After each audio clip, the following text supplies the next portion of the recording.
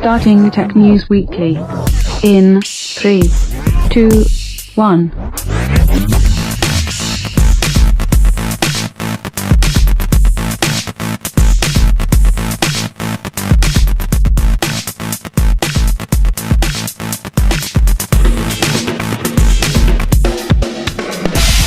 Hey everybody, welcome to Tech News Weekly, the first show of the new year. I'm Andrew Zarin. I'm joined by John Bub, as I am each and every week. How you doing, John?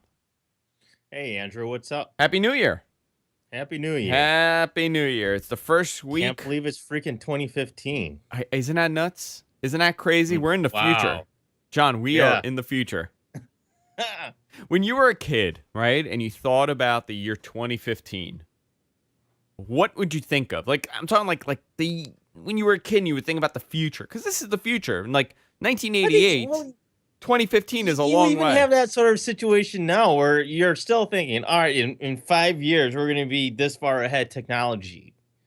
It's never that. Never happens. I mean, you get some things here and there that are really great, like the smart home, I think, is kind of getting there now. But it's just like, I don't know. It's always 5 years down the road. Where is technology going to be? And it never quite works out the way you want. I mean, we've been talking about driving cars for 60 years now. Yeah. And you know what? I think we will see self-driving vehicles by the end of our lifetime. I mean, they exist to an extent now, but more than ever. This is something I brought up with you. What about the sensors in these cars? What happens when these sensors fail? Because they will inevitably fail. So I looked into that. Self-driving cars, which rely on sensors, what happens when those sensors fail? So for people who don't know, we were talking off the air a couple nights ago about just self-driving cars. I don't know how the conversation started. And I actually looked into it, and there's sensors all around the car. So when one fails, it has multiple fallbacks. That's how it works. Okay, so what happens if there's an EMP? Then you're screwed, right? I mean, essentially.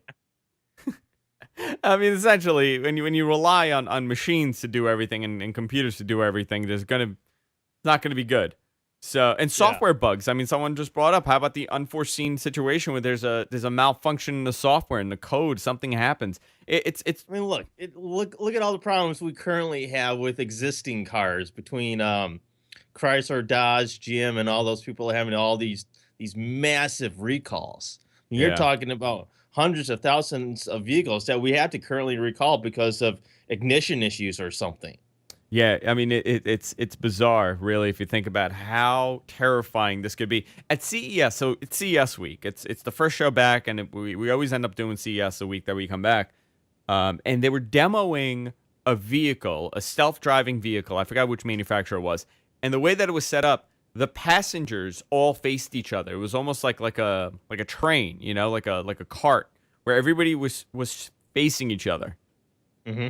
And I'm thinking, what if you need to, like, there has to be a backup, right? Like, you have to be able to say, okay, I want to take control of the situation. Something is going wrong. You can't do that if that's the case.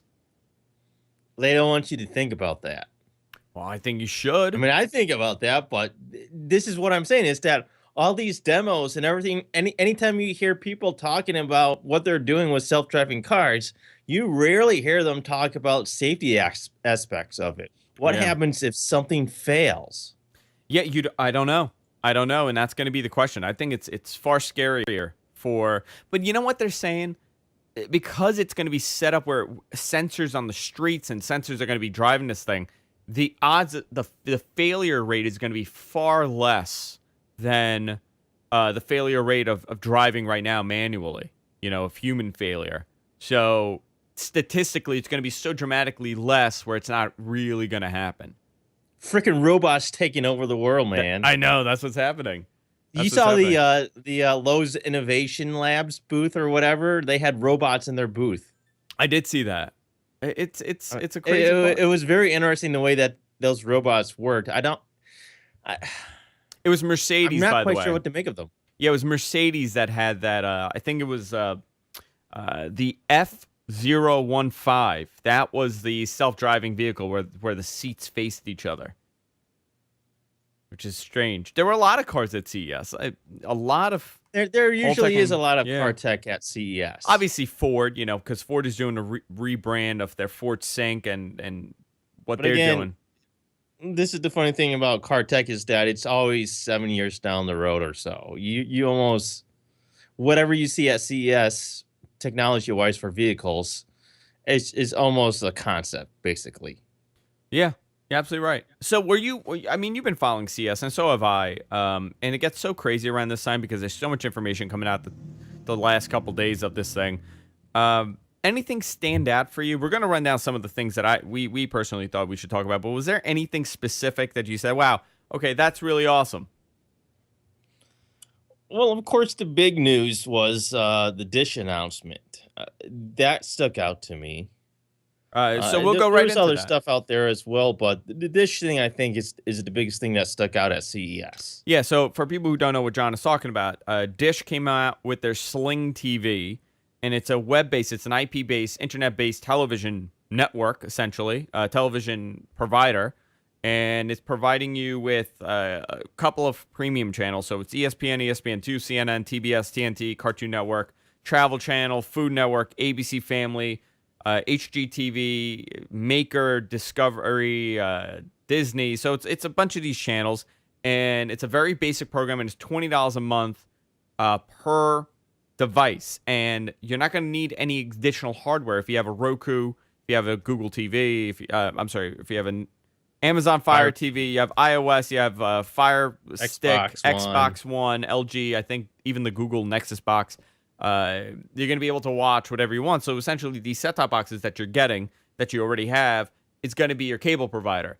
And they're targeting this to the millennials, to the people that are cord cutters. I mean, the millennials are cord cutters. They're not buying cable. Absolutely. Nobody's signing up for cable. The way that we're consuming media now is not live. It's on-demand programming. People are going to Netflix. People are going to Hulu. They're going to all these different services. YouTube, people are doing podcasts. I mean, technically, we are competing with the television channels.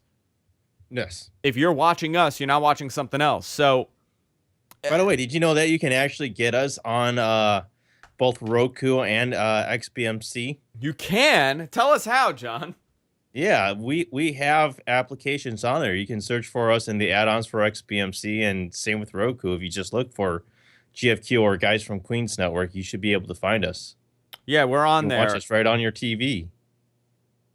We're on there, so you could download the app and watch us there. But this is the new way that we are watching television, and this is a way for Dish to kind of be competitive and keep doing this. And we're going to see if this is going to be successful, because if it is, we're going to see more channels do this, and we're going to see more people do this. Yeah, and they said that they're even going to offer extra packages later down the road where you can get stuff like Disney Junior, Bloomberg. Where are some of the other ones? Let me see. Cooking Channel, HLD, Do It Yourself Network. I would have gotten this if it had one channel, on USA. I think this is important in the sense that, excuse me, in the sense that it's somewhat of a aerial-like service, but I'm not 100% on board with it because I really don't care about almost any of these channels, and I have a hard time with the price as well, because you kind of said this, but you didn't really explain it. It's $20 per $20 device. per month per device. Per device. So that doesn't mean that you can go and use your iPhone, your iPad, your computer, your TV, and for that same $20 every month, you can get that service on all of those devices, which I think is a big issue in the fact that one of the things that cord cutters really do want is to be able to watch what they want, when they want, where they want. Yeah. And this service does not meet that requirement where you can watch it wherever you want. No, whenever you want. Technically, this is not a great service, but it is interesting to see that this is where they're headed, and hopefully this is a trend that they're setting.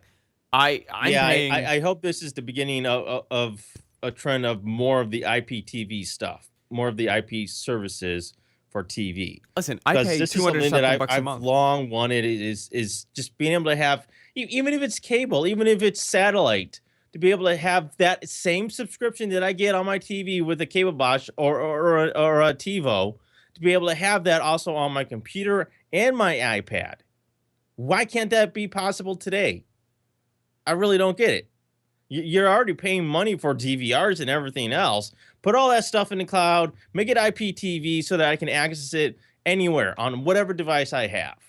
Yeah, like I would like to. I think Verizon Fios will eventually do something like this, where they're going to have just an internet version of their programming.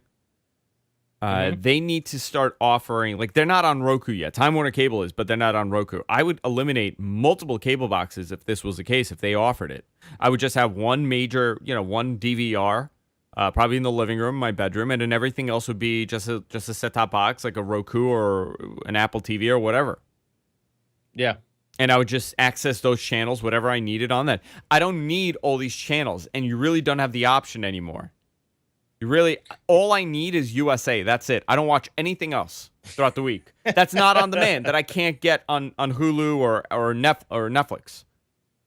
Yeah, you're going to have multiple pricing packages, I think, where you have it for people like you that want just a couple channels, but then you also have people like myself that want more than just a few channels, whereby in the pricing that you might get with an a la carte option, wouldn't make sense to do that many channels a la carte because it ends up being more expensive. Where if you do some sort of bundling system as well, if you bundle these packages together, you get like a 25% discount or something.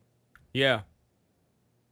Yeah, no, it's really wacky right now, but I was hoping to see more information for this. More of these set-top box type services, more Netflix information coming out. We didn't really get that, and over the last couple of years, we've seen a trend with the cord cutter. For the cord cutter, more of these devices, more information about what these services are going to be doing. Verizon last year at CES had a huge place. They were debuting their new little mini cable boxes. I didn't see any of that this year. A lot of it is just still in the works. It's interesting how this. I mean, everybody has these great ideas, and Comcast actually does have some stuff. Excuse me, coming down that looks decent. They have internally what's being called their X2 platform, but public facing is called X1. And with the X1 system with cloud DVR, it is something that sounds very interesting and most like what I'm interested in, whereby you can watch stuff online. You can watch live TV on a multitude of devices, including your computer and your iPad. But you also get a cloud DVR where you can record stuff in the cloud and then watch that back on any number of devices you have inside your home. Yeah, I mean, I'm searching right now. I'm at Verizon. I don't even know Verizon was there. Unfortunately, it's just not available in many areas right now. Yeah, I think Google Fiber TV kind of has that possibility, that potential, but they're not quite there yet either.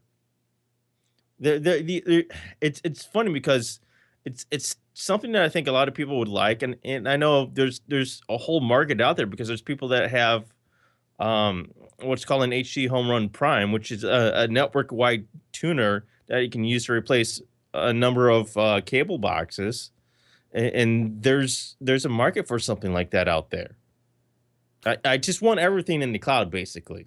So Verizon did have an announcement, and I totally forgot about this, but it wasn't as big of a deal as they didn't make it into a big deal. So they essentially said that their IPTV, the internet TV service, will be coming late 2015, and it's going to offer 20 to 30 channels. But it's going to be mobile first. So this doesn't necessarily mean that they're going to be on Roku or all these devices. It just means that it's going to be available on your mobile device. We don't have any pricing. We have no, we have and that's no it. They even follow through with this. Yeah, I mean, this is the quote. They say Because millennials. even Dish was rumored for over a year to be bringing this Sling TV service, and they just now finally got around to actually delivering on that, because this has been a long time coming, according to them, according to stuff that we've heard for the past year or so. Yeah, so they wrote, this is a quote from them. The millennials are not signing up for 300 channels to sit in front of the TV and watch. Then it's not happening. I bet 200 of those channels are music channels. Yeah, probably, right? How many channels come with cable now? And they've been saying this for years, so we'll see if this even, happens. But why don't you go into a story on your own, John? Why don't you pick something? So one of the other trends we saw at CES 2015 is curved A displays. lot of curved Curved displays. monitors are now a thing. So far this week, we've seen curved monitors from HP, which unveiled one. Samsung said it plans to have 9 on sale by the end of the year. And Dell is coming out with something called the Ultra Sharp 34, aka the 3415W. It was first teased last summer and is going on sale this week, making it not the first, but one of the first curved monitors to hit the market.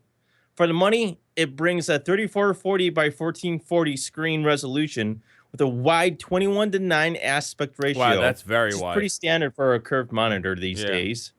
And it also eliminates the need for like a dual monitor or multi-monitor setup. Yeah. Around the edges, you'll find an HDMI and display ports along with dual 9-watt speakers. And it'll be coming, I believe, tomorrow for $1,200. What do you think of the curved displays?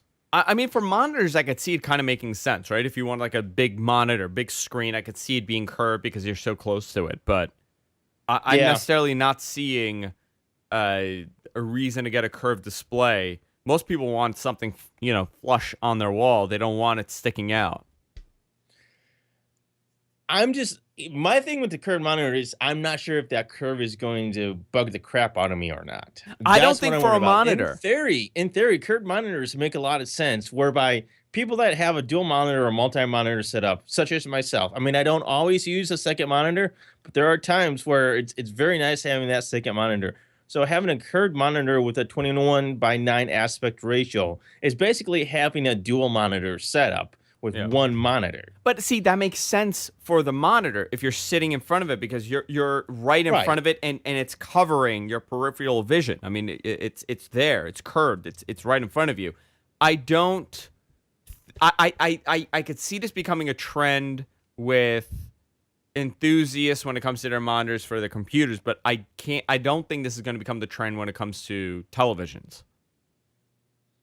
Yeah, I can see that. I mean, in a way, you think it would kind of make sense that it would be for TVs because you have that in theaters where they have these large screens, and if you actually look at the screen in a movie theater, they are curved. They curve the corners of the screens. So Yeah. why wouldn't you carry that over to a 66-inch TV? Yeah. Well, because it's remember the reason why people love these flat screens is because you could put it on your wall, you hang it up, it's like on your wall, it's flat, it's not sticking out, it's hidden away, Yeah. it's part of the wall. When you curve it, it's going kind of backwards in that sense, where now it's sticking out more. I'm surprised at how many monitors we're seeing now with curved displays. Oh yeah, yeah. I mean, it was not a trend that I would have expected. And it's not cheap either. It's not cheap, but I mean, it's not like in the realm of 4K monitors where you're spending, $2,000, Oh, no. $2,500 or more on a 4K monitor. No, I think they're more expensive than 4K monitors. There are some that are on the same level as curved monitors, but generally you're going to pay over $1,000 or more for 4K monitors. Yeah. The other thing that I'm surprised we haven't seen is the price drop in OLED screens. I would be more likely right now to get an OLED screen. If I had to pick an OLED or a 4K, I would pick an OLED. And we're not seeing the prices really coming down significantly on these displays. They're still very expensive for the large, OLED displays. This Dell monitor that I got last year, I paid like $286. I checked the recent price for this monitor. It's still over $200. Yeah. It's dropped maybe $50 in a year, which is something that I don't understand. I would have thought it would have been much cheaper by now. I thought it'd be under 200 by now. It also depends on the demand of the monitor. If people are really buying it or how fast is monitor technology changing right now. I don't think people are buying Dell monitors monitor, like they used have to. 30 different freaking models. Oh God, I know. Dell's the worst when it comes to that. They have a display for everything, but Do you think what's going to catch on? Do you think the curved displays are going to catch on at all as far as the mainstream buying televisions? 2 years from now when we for I have no Christmas, idea. you go. I think you're gonna have to come up with a very clear marketing and compelling reason for getting consumers to buy that for their TV. Other than hey, it's different. For enthusiasts with dual monitors, I think it makes a lot of sense. But for TV buyers, Yeah, not you're just gonna have to come up with a great marketing scheme in order to sell them on it. Because right now, what is the benefit of it? Can you tell me what's the benefit of having a 46-inch curved display for your TV? I guess Why the would you argument want is. one? I guess the argument is that My 46-inch TV in the living room is just fine. Why would I want a curved version? why would you want a curved version? Exactly. I totally agree with What you. benefit am I going to get from it? I totally agree with you. But if you're a dual monitor guy like myself, 21:9 aspect ratio curved monitor makes a lot of sense. Oh, it makes a ton of sense. Makes a But ton again, of sense. I also see wanting a 4K or 5K monitor as well. Yeah, but that's you. I mean, I don't. But it doesn't seem like it was only a couple years ago where the rage were these 1440p Korean monitors, and now we're talking about 4K and 5K monitors. Yeah, I mean, it's just going up. But I think when it comes to televisions, I'm gonna stick to televisions right now. The trend that I saw this year was nothing more than what was last year. It was almost exactly the same. Obviously, thinner, faster. Yeah, but the curved a lot displays less. I mean, we there was a lot of new products and new TVs, specifically for 4K and Ultra HD, but the hype was nowhere near the level as it was last year for 4K and Ultra HD products. I mean, we had talk about it. Roku was saying that, yeah, we've been looking into 4K and Ultra HD for our Roku, but uh, you're still just now seeing the tip of it, and there's almost in a way less hype. People aren't as hyped about it anymore. Well, I'll tell you why. We still don't have a 4K Blu-ray. I don't know if you know that. Mhm. It still doesn't exist. It's going to be available, the end of this year. You're going to start seeing it.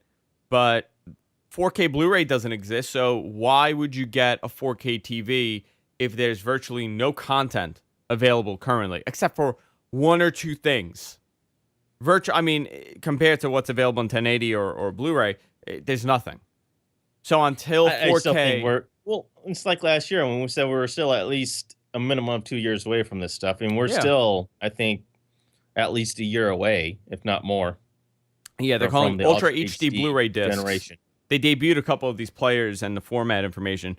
It's going to be H.265 codec for HD. I mean, it's just not ready yet. That's what it comes down to. No, it's not. None of this stuff is standardized yet. None of it is really. It's still very, very, very early for any of this stuff. No, it's still very early. So this is why, when I was doing TV shopping this winter. I didn't get a new TV, but I'm still holding out. But when I was looking for a TV, people were constantly saying, well, you're insane. Why aren't you buying a 4K TV? Why would you buy a 1080p TV if you could buy a 4K TV? The prices aren't that much more, a couple $100, but it's not that much. And I keep saying, okay, I buy the 4K TV. What am I watching in 4K? And they go, House of Cards is in 4K. I go, okay, what else? Nothing. YouTube. You can see some YouTube. I don't watch YouTube on my TV. So there's really no reason for me or anybody to get 4K right now. I'm waiting for the prices to drop, and I don't know the upscaling and the downscaling, how good it is in these 4K TVs. I want to get some competition out there, and I want to get some sort of standard out there. So Absolutely, that's my point with 4K. And again, it still makes more sense for a PC user to get a 4K monitor than it does for somebody that consumes TV. Yeah. To get a 4K TV. Yeah. A couple of things that go ahead. Let's talk about this virtual reality stuff. That's what I was going to go into. There's a lot of information out there about virtual reality. One of the notable things is that the gaming company Razer And a professional VR company, Sensix, announced an effort to standardize virtual reality development. Because we've been seeing this virtual reality stuff for 3-4 years now. Oculus being one of the main sources out there for the stuff. The platform is called Open Source Virtual Reality, or OSVR. Razer CEO Min Ling Tan called it the Android of virtual reality, meaning it's not meant to compete with things like Oculus, but instead become a standard for cross-platform compatibility. Apps built with it can run Windows, Android, and Linux. A dev kit will be released in June of 2015 for $200 with a 1080p screen and a 100-degree field of view. Yeah, this was a trend this year. We've seen it over the last couple of years where it's starting to come out. The Oculus Rift was one of the first major ones to really get a lot of attention. They got bought by Facebook, strangely enough. I think for me, virtual reality is the same as 3D. Yes. Like, that's how I see it. It's a trend. I couldn't agree with you more. It's I cool. feel as though virtual reality, and I know there's a lot of people that are just absolutely excited by virtual reality and Oculus Rift kind of stuff. However, I just get the same sense and the same feeling that I did with 3D TV, where it just feels very novel, very gimmicky, where they're trying very hard to sell this stuff, but there's just, like I said, with some of the other stuff from CES, there's no compelling reason why somebody should be interested in this virtual reality stuff. You still got to wear this giant headset, and I don't know. I just don't see a purpose to virtual reality. You know when it'll become a thing? I'll tell you when it'll become a thing. When Xbox, when Microsoft or Sony start implementing this in their systems, where you could get, and probably they'll do it with the next generation. I'm willing to bet anything on that. That the next generation consoles will have, in 8 years, obviously, will have some sort of VR implementation. But until that happens, it's still being developed. It's still new. It's still being worked on. This is still beta technology. But I mean, I think that's what's going to have to happen for virtual reality to really become something.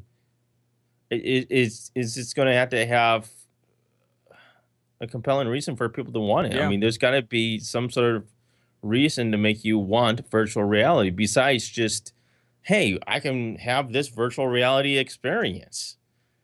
Hey, you can have this 3D TV and have a 3D experience. It's just, there's not enough of a reason for that to continue. It's neat, but yeah. it's very still novel. It's a novel thing. And, It's still and until it becomes something more than just a novelty, there's no reason for it. You know what's interesting about this? I know someone that got the Oculus Rift. He was so excited to get this thing, and he got it, and then he had like one game. It was like some weird spooky game that he had, and that's it. That's all he did, and he has not picked it up in years. Just sitting there for 2 years.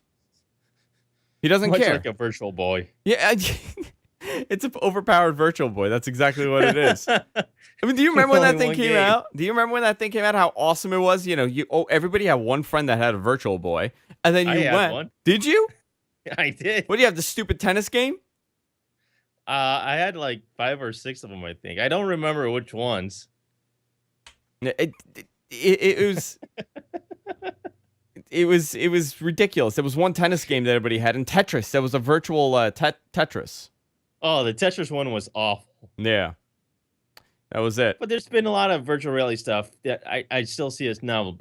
They even had this. I forget what the company was. There was a company in theirs that was demoing a mirror that does virtual makeovers. There's a couple of different companies that were doing like virtual makeovers with a screen or something, where you could step up to this monitor, this large monitor, and you can virtually try and close or give yourself a virtual makeover with makeup and stuff.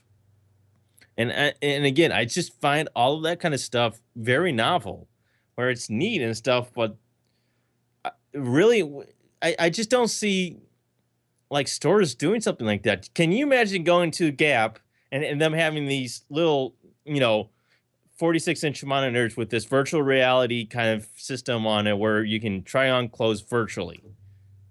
I They're don't gonna do think that. most people want to do that. If I'm at a store, I want to try the dang thing on. Whatever it is I'm looking to buy, I want to try it on. Just having it virtually tried on is kind of lame to me. The clothes aren't even going to be available for you to pick up. You're gonna go into a fitting room and you're just gonna be trying stuff on virtually, and then you're gonna hit a button and someone's gonna bring it to you, or a robot will bring it to you. Yeah, I mean, Yeah. what if I want to feel the texture of it? What if I want to see how it fits on me? Maybe I don't like the texture of whatever fabric they're using. What if it doesn't fit on me? What if there's a tag on it that bothers the crap out of me? You don't know. How about You that can't belt? figure that out with this stupid virtual try on thing. You want to talk about the eye health stuff?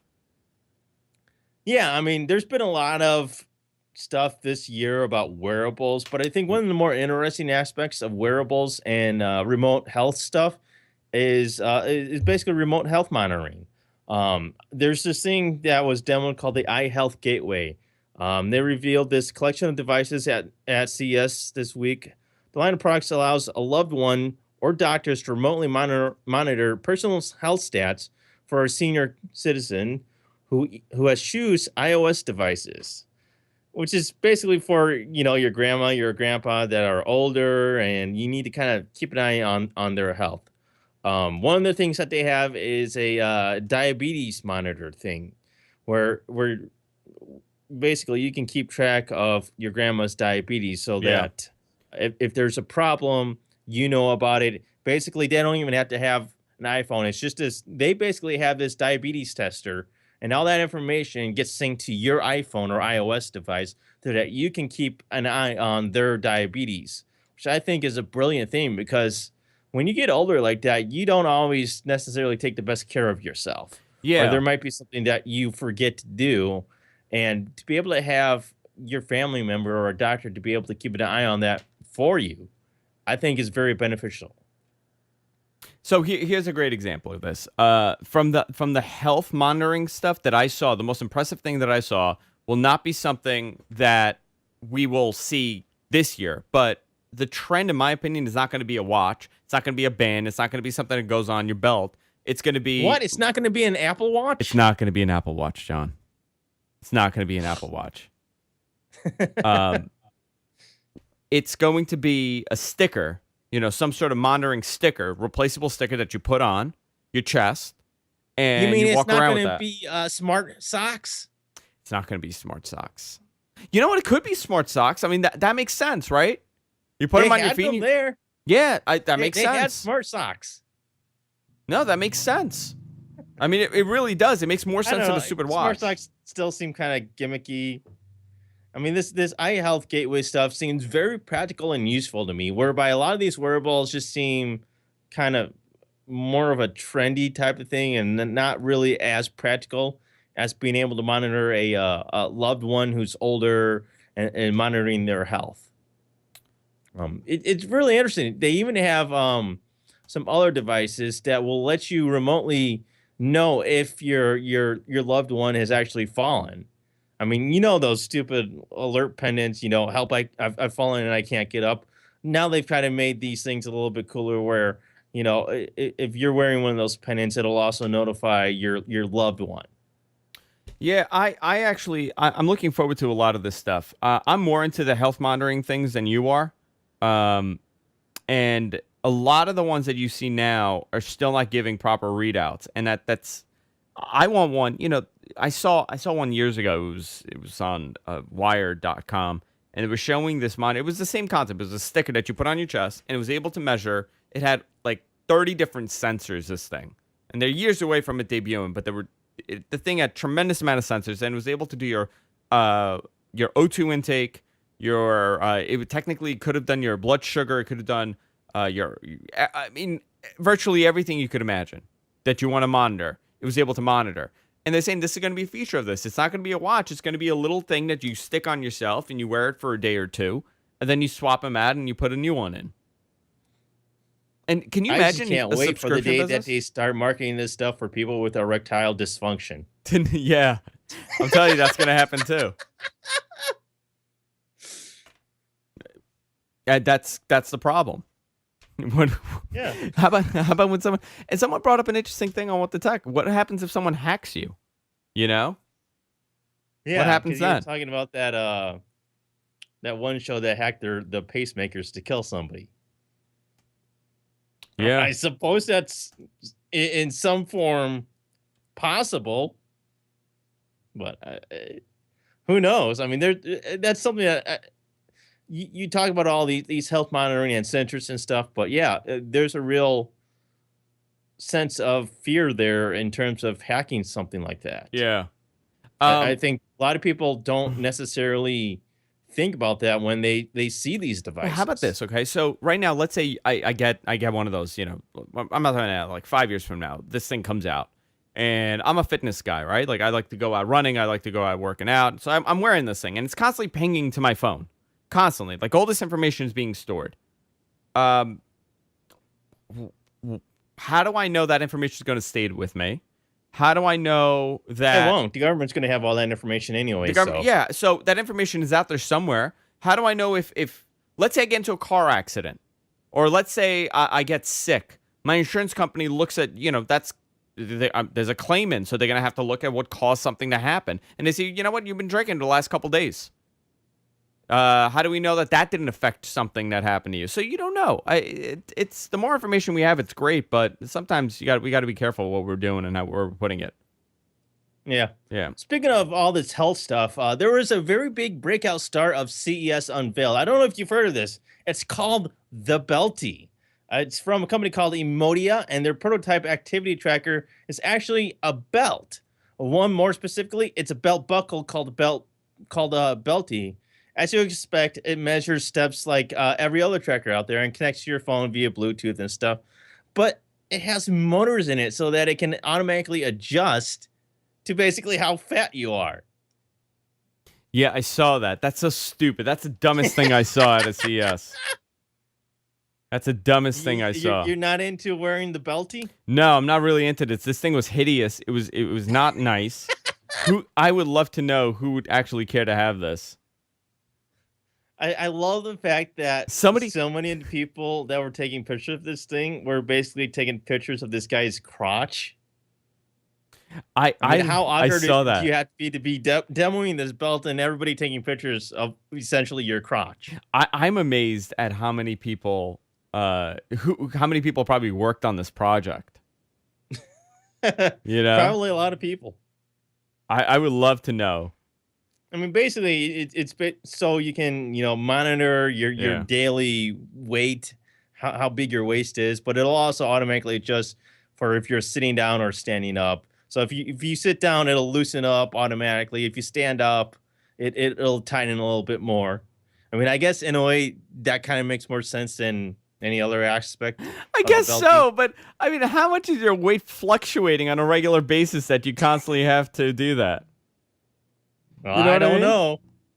It might be great for you when you want to track your diet. Let's say you started a diet and you want to start tracking how much weight you've lost. I think I could get on a scale. You know what's interesting? The smart scales. But wouldn't it I be like much that. cooler if you had a belt that automatically did that for you? You didn't have to stand on a scale. No, not at all. Not in the least bit. Would I care for it? Not in the least bit. Oh, that's so funny. That I saw that Belty thing and I was thinking, I'm like, this is the dumbest thing I've ever seen in my life. So stupid. And you know how many of those there are at CES? It has to be a dream killer when you go to CES, because a lot of these companies, they come up with this thing like, can you imagine this guy's been working on this for 20 years, he's unveiling it, and either he gets no attention at all, or when people that look at their product say it's the dumbest thing in the world. It has to be crushing. That's how I feel about almost every single product that I see at CES. I'm like, this is the dumbest thing I've ever seen. There's a lot of those. There's so many of those. Something that I really like is this Intel Compute Stick. It's running Windows 8.1. You connect it to the TV via HDMI, and it's $149. This is a nice little device. 32 gigs. It's running an Atom CPU, Intel CPU. It's a quad-core Atom CPU, 2 gigs of RAM. It comes with a USB port, Wi-Fi, Bluetooth 4.0, and mini USB connector for power. Isn't this interesting, this little device? I'm not sure what to make of it, to be honest. What is the purpose for this device? Yeah, so I guess the purpose is you just get a monitor and you connect this thing, and now you have a computer in front of you that's virtually not there. I mean, the way that they make this sound like it's an over glorified Roku or Fire TV. It's an HTPC type of device, but it's not really an HTPC. It's not really a set-top box. So what exactly is it, and who is it for? It's an in-between. That's what I'm having a hard time understanding is, who is this device for, and what are they going to use it for? I guess you know what it is? It's... I'm not saying it's a terrible device. What would you use it for? In the living room, right? You could use it in the living room, but why would you get this instead of a Fire Stick or any of the other set-top boxes? Yeah, and people that are going to build that want an HTPC are probably just going to build their own HTPC. I guess if you're a company and you want to get like 10 of these, you just connect them to a bunch of monitors and you're good. You don't have to worry about, anything else. You could use it for that. I'm afraid that there's not really a market out there for something like this. I don't think it's going to be a large market, but it is interesting to see. And I think what Intel's point with this is that they're showing that they could cram virtually a quad-core CPU in a thumbstick nowadays. Yeah. And you're able to get, and you're getting full Windows. I just don't see this device actually lasting very long. No, they've been trying this for years. It'll debut. They might sell a few, and then, by next year, they're not even going to be selling something like this anymore. Yeah. Well, it would be interesting when Chromecast. You know who'll do this? I could see Google doing this. Put a Chrome stick. You just have the stick. You just connect it. More useful. People know what a freaking Chromebook is. Yeah. What am I going to use this Intel Compute Stick for? It's got a horrible name. Compute Stick. I think it's a reference. Well, it's a reference device more than anything else. I see it as a reference device where they're saying, "Listen, this is totally capable. This is what we can do with the current technology. This is where we are. The fact that you could put Windows with Bing on there, or you could get Linux on there, it gives you a lot of flexibility. You can put Windows 8.1 on it, and I guess main selling point is so that you can have Windows 8 apps on it. Yeah. Okay. Well, isn't that one of the issues with Windows 8? It's the lack of Windows 8 applications. No, I don't know. I'm trying to think what is the perfect situation for this device. The only place that I could see this being a perfect situation is institutions, schools. You get a bunch of these and you have them in the classroom. You don't. It's maintenance free. It's running Windows. It's $149. Are you saying I'm being too critical of this device? No, you're not. I think we have to question who's going to use this device, but we have to think, okay, what is the perfect scenario for this device? I'm not sure there is one. I think it's going to be schools, institutions, if something gets picked up. It's a reference device and more than anything else, in my opinion. I don't think people are going to flock to the stores to buy this. I'm more likely. Yeah. I think people are more likely to buy those HP mini computers that we saw. Oh yeah, totally.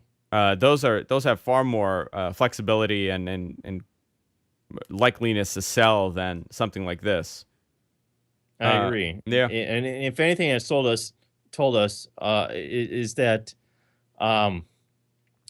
there's no way that people are going to use this for a set-top box. There's just no way. No way, right? I mean, they kind of hinted that you could use this as a set-top box, but people aren't going to use this as a set-top box unless they want something HTPC-like, because people that want a set-top box want something $100 or less. Hey, you know what? Especially if it's under $50. If it's only, $40 or less, people are going to buy that, as proven with the Fire TV Stick and the Chromecast. You know what I didn't ask you? How do you like your Fire TV? So far, it's not bad. I like the fact that I can sideload applications on it, such as XBMC, which I can use with my brand new HD Home 1 Prime, so I can actually get live TV on it. That's kind of cool. What else can you sideload on it? You can basically sideload any Android APK on it. Interesting. Now, whether or not it'll actually work well, that's a different story, because you can load Firefox, you can load Chrome on it, but they don't necessarily work very well. There's also like the Xfinity TV Go app. You can sideload that, but none of those applications very well work I mean, on you could the put Fire TV because it's Firefox. not designed for it. Yeah, you could put Firefox. You could put Flash. I'm looking here. You could put a bunch of ROMs to play games on there. Most of that stuff just doesn't work very well because they're not designed for the Fire TV.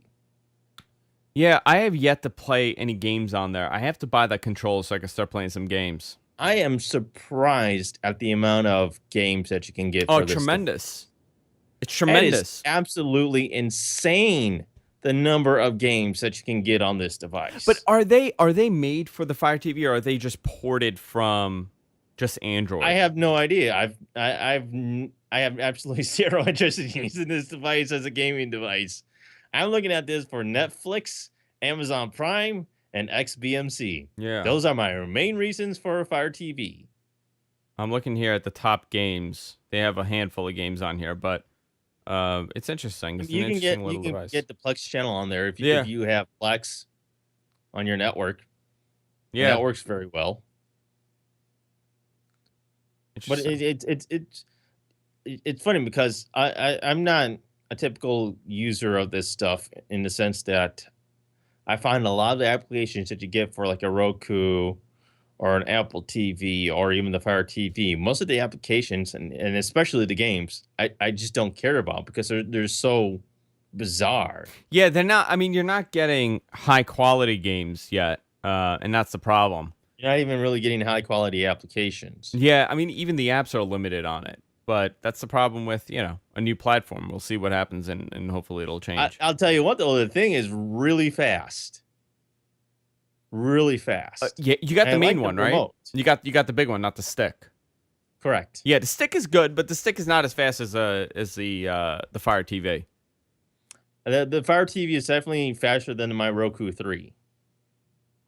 Yeah. And I love the fact that I hit a button and it actually does something. I don't have to sit there and I don't have to wait. It just does it. As soon as I click the button, it's doing that action. Whereas the Roku 3, I hit, home. I'm sitting there for 2 seconds waiting for it to get back to the home screen. I'm hoping that we got a refresh of the Apple TV this year because it's about time. If they don't refresh it this year, it's dead. I mean, I know Yeah. they've done a lot of software updates over the past year or two, but that's been the only thing that's gotten it to survive over these past couple of years where there hasn't been a hardware refresh. And I know a lot of people say, well, you don't need a hardware refresh. It works just fine. You have newer devices out there like the Roku 3 and the Fire TV that are much faster and prettier than an Apple TV. Yeah. So to kind of sum it up for this year, right? If you were to say one trend that you're going to see in the computing world, what would it be? Gosh, it's so hard to pick something because there's so many things out there. The biggest thing I think I saw from CES is wearables. There was a lot of information about wearables. I think this is just going to be another year where we continue the trend of wearables. Hundreds and hundreds of these different watches and sticks and bands. Yeah. I think this year we're going to see a big trend with USB Type-C, USB 3.0 Type-C to reversible USB. I think that's going to become a big deal. A lot of computer manufacturers are going to start doing that. We're also going to start seeing the bezel-less laptops become a huge thing. Yeah, I think part of the issue with bezels is that at one point that was somewhat of a design trend of making things look nice and clean and minimalistic, whereby you don't necessarily need that anymore, and so you can cut down the bezel, and people aren't going to be like, "Oh, that's ugly," and people are going to be like, "Oh, that's fine." I think it was more or less a design trend, having a bigger bezel. I think it's going to become a major design trend. The other thing I think we're going to see with a lot of these manufacturers is the fanless CPUs. It's going to become a big thing. I think we're still a couple years away from that. You think so? I don't think so. See, Intel's their fifth gen chipset, they are really cool, and I think we're going to start obviously not on i7s, you know what I mean, but on these lower end entry-level laptops, even some of the mid-range, I think we're going to start seeing a lot of this fanless concept where they're ultra-thin, ultra-slick, and virtually no fans. So it just... I think you might see a few devices like that, but you're not going to see a ton. I think you'd see more next year than you would this year. Yeah. I'm just interested to see if Apple's going to do it. Do you predict Apple doing it? I have no idea. You can't predict Apple anymore. I predict that they will do it this year. I was going to say they how will many not, times but have we they thought, all right, they're going to talk about the Apple TV. This keynote, they're finally going to talk about the Apple TV, and they never do. Yeah, it's all right, disappointing. they're going to talk about the iPad Pro. Yeah. Nope. You want to do a couple predictions before we wrap it up? I'm going to ask you a couple questions, and I want your prediction on them. Okay. Windows 10, will it be a success? In perception, the consumer. Will the consumer pick this up and say, "Wow, this is awesome"? I think they will. Okay. I think it already has a better perception than Windows 8 did. Okay. Refreshed MacBooks. The fact that they actually made changes to Windows 8 that people very much complained and did not like about Windows 8, whereby they basically said, well, we're going to force you over to all this Metro stuff. Well, we don't like this Metro stuff. We want everything back the way it was. Oh, okay. I guess we'll put the start. Put the start menu back. So you got it your way, John. Okay, so let's do redesign MacBooks. People are just sending me questions right now. That's your department, dude. No, I want your prediction on it. You might see a couple. Okay. Because it doesn't seem like they're updating the MacBooks necessarily the way that they have in the past, whereby, you would get this entire line refreshed. Okay. It seems more like they're doing one or two refreshes every now and then. But they're not taking the whole lines where like they're taking all the MacBook Pros or they're taking all the MacBook Airs and refreshing the entire lines. Mm-hmm. They're kind of being a little bit more selective about what they're actually refreshing now. Will we see a new Apple TV? Yes or no? I would say no. You would say no. Interesting. I would say no. From what I've seen, Apple really doesn't give a crap about Apple TV anymore. They've done, like I said, they've done a couple updates, but it sure doesn't seem like anything that they focused on. Interesting. It just seems like they're trying to make the current gen Apple TV last as long as they can because they don't have any plans to do anything else. Yeah. That's all I had. Those are all the questions I had for you. I'd love it if they would. But the fact that I think it's crazy that you have this almost 3-year-old Apple TV that they're still selling for $90. And you know what? It's still phenomenal. It's still very good. It's decent, but for a device that has been out for a couple of years, I'd expect it to be, $69 at most. Because the previous generations of, Roku's have dropped in price. Other set-top boxes, after the new one comes out, after it's been out for a couple of years, even for 6 months, you'll see a price drop. Yeah. I know that's not necessarily the typical case with Apple, but for a device that's been out for a couple of years, you do generally see some sort of price decrease. Kurt's B in our chat says, I still think Apple may be waiting for the new Apple TV until they get the majority of the cable TV providers to allow channels and possible live streaming. I do think that's part of it. I think they're probably holding off to get something good because if they're just releasing an updated version, there's nothing that really stands out from the rest of them. I still think they could update the hardware so it's faster. Yeah. I mean, they've done that with other products. They did that this year with the Mac Mini. Yeah. All right. Why couldn't they do that with the Apple TV? I mean, it's not like the Mac Mini changed all that much. All they really did was some hardware bumps. Yeah, that was it. All right. Time to wrap it up, John. All right. It is over. Go to our website, gfknetwork.com. You can follow John on Twitter at Suncast. You can follow me at Andrew Zarian. You could use our Amazon link whenever you purchase something, guys. Use our Amazon link, amazon.com, gfq.co/amazon.gfq.co/amazon. Subscribe to us wherever our podcasts are available. We have a lot of changes coming in the next couple of weeks. We're going to be adding a lot of segments. John and I are going to brainstorm this week and put together a couple segments for you guys. Maybe John's rants, where John just yells about USB. You just go off about USB and the Apple TV not being updated. I think that'd be a great rant for you. Just like a lunatic. And that's it, guys. We'll see you all next week. Take care.